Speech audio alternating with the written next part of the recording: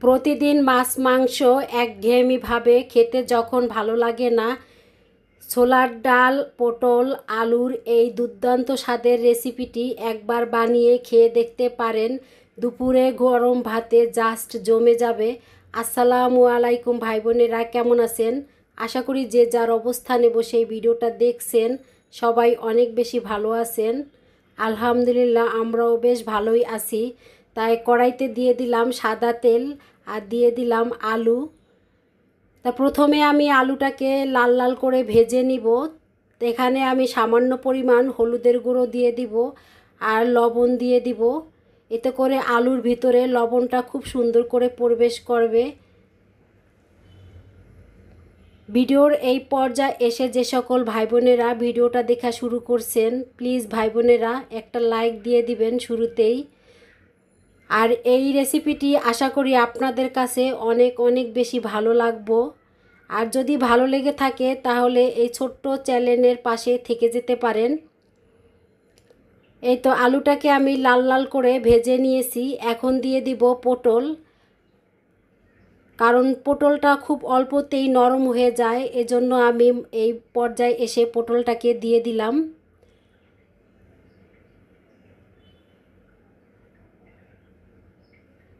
তো পটলটাকে আমি আলুর সাথে 2-3 মিনিটের মতন চুলার আঁচটা বাড়িয়ে রেখে ভেজে নিব। কারণ এই পর্যায়ে এসে চুলার আঁচটা যদি মিডিয়াম আঁচে বা লোতে থাকে সেক্ষেত্রে দেখা যায় পটলের থেকে পানি বের হয়ে যাবে আর ভাজাটা সুন্দর হবে না। এ তো পটল আর আলুটা সুন্দর করে ভাজা হয়ে গেছে, এখন আমি উঠায়ে নিচ্ছি।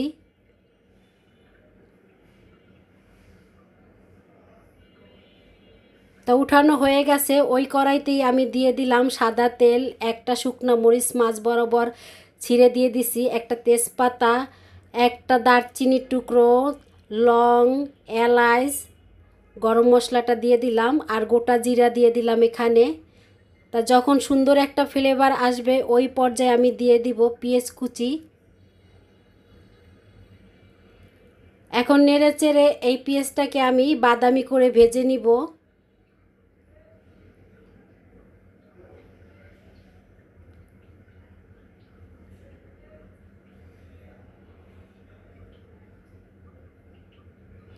পেঁয়াজটা হালকা বাদামি করে ভেজে নিয়েছি। এখন দিয়ে দিলাম এখানে পেঁয়াজ বাটা, আদা রসুন বাটা,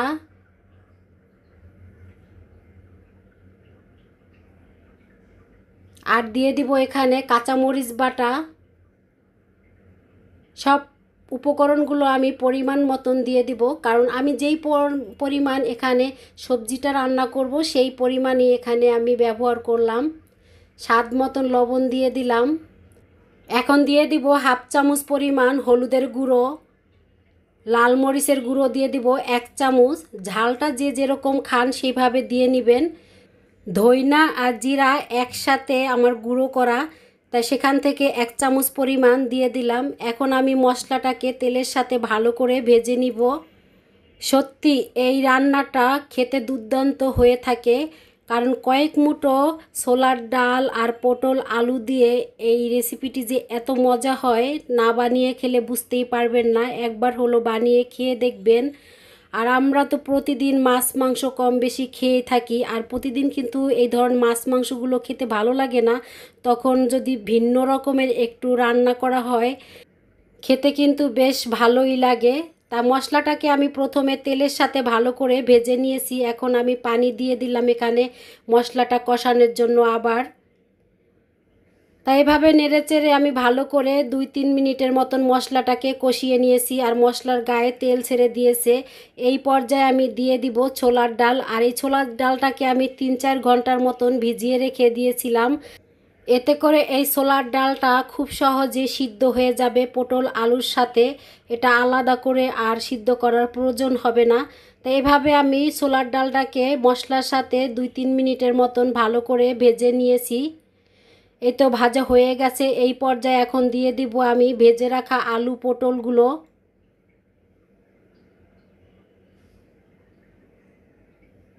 দিয়ে আমি আবার 2-3 মিনিটের মতন এই ছোলার ডাল আর মশলার সাথে আলু পটলটাকে কষিয়ে নিব।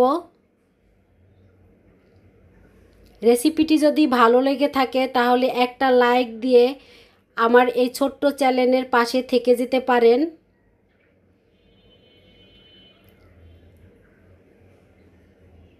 দুপুরে গরম ভাতে সত্যি এই ধরনের খাবারগুলো খেতে বেশ ভালোই লাগে মাঝে মাঝে। তা মশলাটার সাথে ভালো করে পটল আলুটাকে কষিয়ে নিয়েছি। এখন এখানে আমি দিয়ে দিব পরিমাণ মতন পানি। এখন আমি নেড়েচেড়ে ভালো করে মিশিয়ে নিব আর ঝোল ফুটে ওঠা পর্যন্ত অপেক্ষা করব। তাই তো দেখতে পাচ্ছেন ঝোল ফুটে উঠেছে আর 2-3 মিনিটের মতন রান্নাও করে নিয়েছি, অনেকটাই সিদ্ধ হয়ে গেছে। পটল আলু দিয়ে ছোলার ডালের রেসিপিটি রান্না শেষ পর্যায়ে, সব উপকরণগুলোই সিদ্ধ হয়ে গেছে। এখন আমি চুলার আঁচটা মিডিয়াম থেকে লোতে রেখে দিয়েছি। এই পর্যায়ে দিয়ে দিব আমি গরম মশলা, 1/2 চামচ পরিমাণ গরম মশলা দিয়ে দিলাম। 4-5টা কাঁচামরিচ মাছ বরাবর ছিঁড়ে দিয়ে দিয়েছি। আর দিয়ে দিব এখানে 4 চামচের 1 চামচ পরিমাণ ঘি। এতে করে এটা স্বাদ আরও বেড়ে যাবে। সত্যি খেতে অনেক মজা হয়েছিল। এভাবে যে সকল ভাই বোনেরা রান্না করে খেয়ে দেখেন নাই, একবার হলো খেয়ে দেখবেন। আশা করি আপনাদের কাছে অনেক ভালো লাগবে। এটা গরম ভাতেও খেতে যেরকম মজা, রুটি পরোটার সাথেও খেতে অনেক মজা হয়। তাই এইভাবে নিত্য নতুন রেসিপি দেখার জন্য আমার চ্যানেলটি সাবস্ক্রাইব করতে পারেন। আজকের মতন এই পর্যন্ত, আবার দেখা হবে নতুন একটা রেসিপিতে। সেই পর্যন্ত আল্লাহ হাফেজ, আসসালামু আলাইকুম। সবাই ভালো থাকবেন, সবাই সবার জন্য দোয়া করবেন, সবার ভিডিও সবাই ফুল ওয়াচ করবেন। আমি কিন্তু আপনাদের ভিডিও একটা লাইক দিয়ে পুরো ভিডিওটাই দেখি, হয়তো কমেন্টটা ছোট্ট করে করি, কারণ অনেক সময় দেখা যায় ভিডিওর কাছে থাকি না, কি কমেন্ট করব, সেই ক্ষেত্রে দেখা ছোট্ট করে কমেন্টটা করে বের হয়ে যায়।